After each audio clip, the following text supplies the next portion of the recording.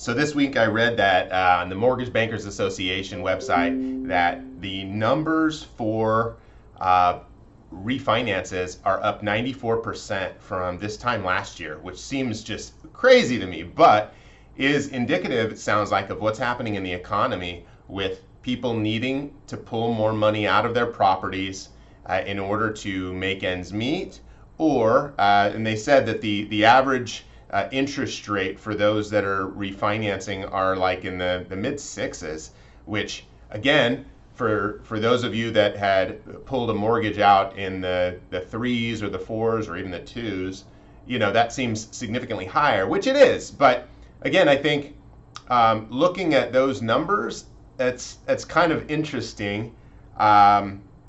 What options would someone have that is having to refinance right now?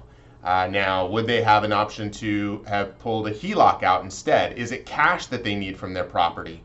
A home equity line of credit might be a better option, right? Keep a really good mortgage in place, a low interest rate mortgage in place, especially with mortgages, how they amortize them. You're paying interest for the first few months or first few years. More than anything, you're paying more in interest than in principal. So think of every time if somebody were to continue to refinance their property, they're starting that calendar over, and they're starting that 30-year payment cycle all over again, paying initial interest. So of course that's a great idea to the bank, right? So maybe a HELOC is a better option, or exploring other options as well. If you're considering doing something like that, let's talk through some strategy. I can let you know what some other people are doing, and making things work specific to what you need them and how you need them to work. This week on the sales side, we saw more of the same. We saw a similar amount of buyers on the market. Labor Day was busier than we thought it was going to be. We had 3 properties go live just before Labor Day, and all of them were busy, which is interesting.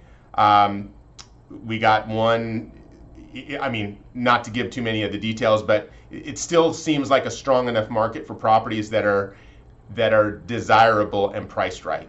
If they're desirable and priced right, meaning they are maybe ready to move into, super clean, sparkling, something that the buyer doesn't think they have to spend a bunch of more money to do after they close, I think that's a good property in this market at a lot of price points.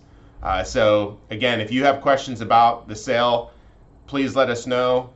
If you're considering selling, please, you want to go into it answering the question of what are you doing with the money and what's that going to cost you? When you sell your investment property out here, are you going to 1031 it into something else to defer those taxes, or are you going to and planning for the hit on the tax side, and is that something that you're okay with? It doesn't mean that it's not the right option. It just means making sure that you have all your ducks in a row to understand what the real cost of the sale is going to be. I think that's a big one that kind of slips up onto people. Depending on what state you're living in, it's probably a little different than Arizona. Not a lot of fees out here when it comes to selling houses, other than capital gains and depreciation recapture and all of these things. Depends on how you've been filing your taxes, and good conversations to have with your tax advisor, CPA, wealth advisors. Cool. I hope this information is helpful. I'll be back next week to get you more information on this Phoenix market. It's interesting out there. It's we saw the first month now with the whole NAR settlement and how that's working out, and we're navigating it. Agents are resourceful. Lots of conversations with agents, expecting to get paid on listings, which is not a bad thing. But again, just another little wrinkle to make things a little more complicated for sellers who want to sell their homes. Cool. Thank you so much. See ya.